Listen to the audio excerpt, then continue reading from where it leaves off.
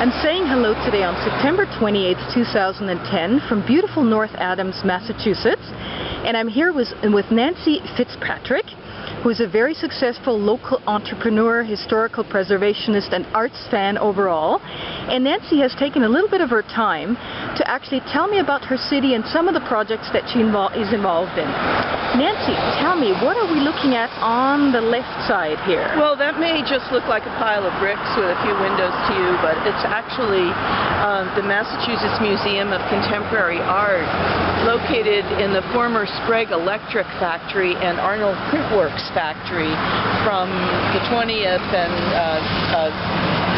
the 1800s and 1900s.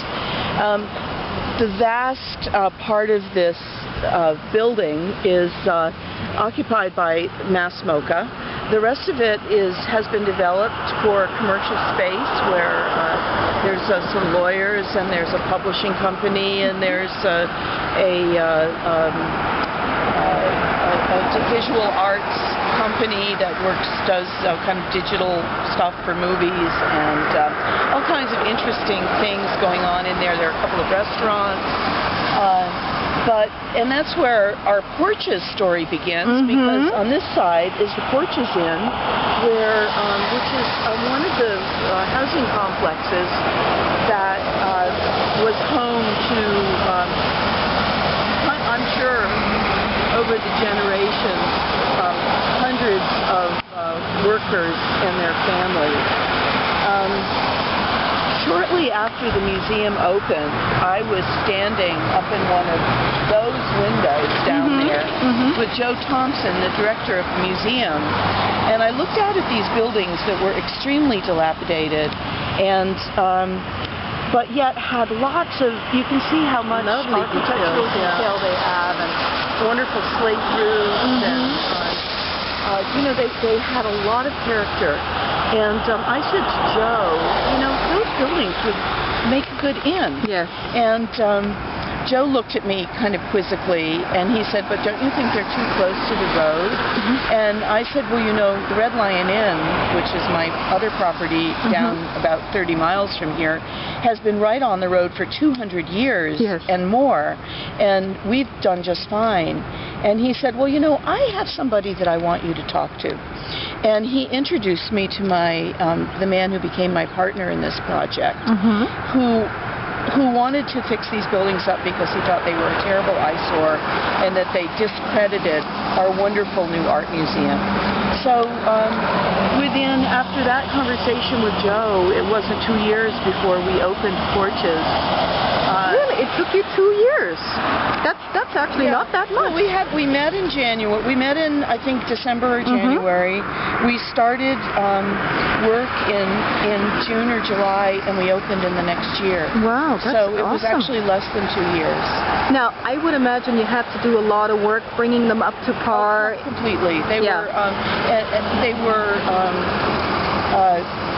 not quite gutted, but they were, you know, the total infrastructure was heating, plumbing, electrical, redone. Exactly. I can imagine. And you know, just about everything. I mean, there were 4. If you look at these buildings, there were 4 apartments in each building, 2 on the downstairs, 2 downstairs, and 2 upstairs. And you know, so we had to completely reconfigure them, saving as much as we could. And actually, what's really interesting is the part that's brand new, well, I shouldn't say brand new, 10 years now, are the porches. I was going to ask you, So the porches were added? Yeah, with the exception of, you see the little porch up there?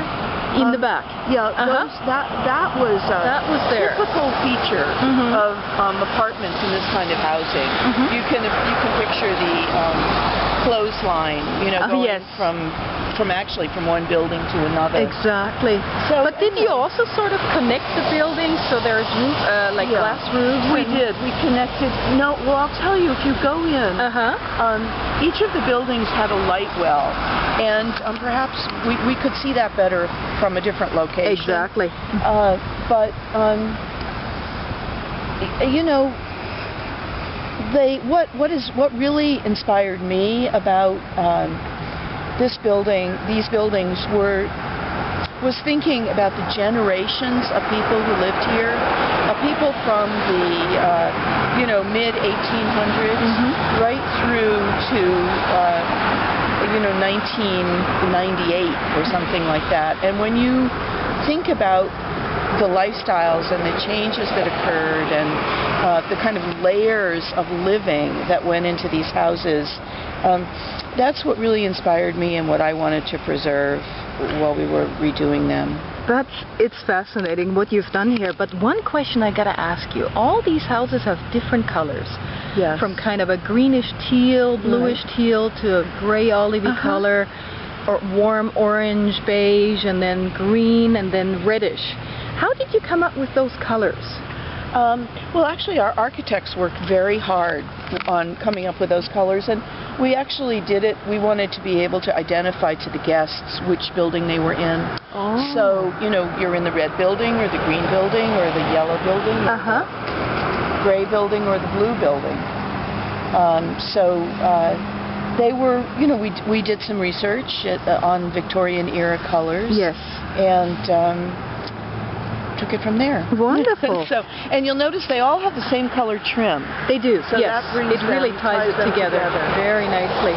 So how many buildings altogether? Altogether, as far as guest buildings, yes, we have 6 buildings. Is that the pink pinkish one, building over there? Yes, part of it? that has 4 rooms. Oh, okay. Okay, very good. Wonderful. Now, if anybody wants to look this property up on the internet, is there a website? We do have a website, porches.com. Porches.com, very simple. Thank you so much, Nancy, and I'm already curious about heading inside and seeing some of the facilities. Let's go. Thank you.